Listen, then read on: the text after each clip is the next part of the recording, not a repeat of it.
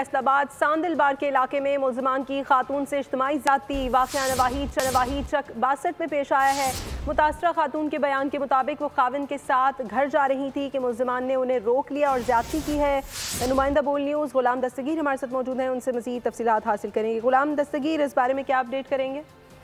जी बिल्कुल, जो पुलिस को दरख्वास्त दी गई है, नवीद जो खामद है खातून का, उसके मुताबिक उसने बताया पुलिस को कि वो अपनी साली को, अपनी अहलिया को लेके मोटरसाइकिल से घर की तरफ जा रहे थे। तो 62 जिंदे के करीब जब पहुंचे हैं, वहां पर 2 मोटरसाइकिल सवार नामालूम मुल्जिमान ने उनको रोका है। रोकने के बाद जो नवीद खामद है उसको उससे नकदी लूट ली गई है 2500 रुपये। उसके बाद उसकी अहलिया को वो फसल कमाद में ले गए, जहाँ पर उसके साथ बदअखलाकी की है, ज्यादती की है, और उसकी साली जो है उसके पास खड़ी रही है, जो उसका खामद है खातून का।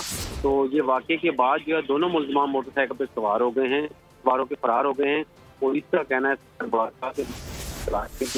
जारी है, मुकदमा दर्ज कर लिया गया है। फैसलाबाद से गुलाम दस्तगीर अपडेट कर रहे थे, आपका बहुत शुक्रिया।